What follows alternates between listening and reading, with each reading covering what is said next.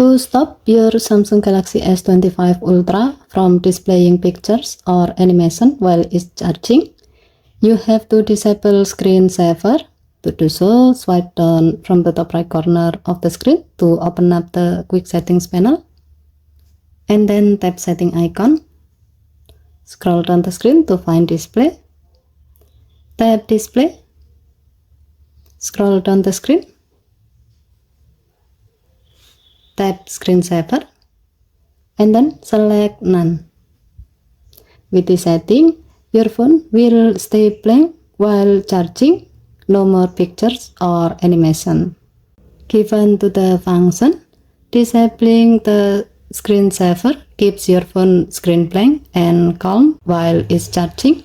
It helps save power and avoid distraction, especially if your phone sits on your desk or nightstand. Okay, thank you for watching. Please help to like and subscribe. Have a nice day.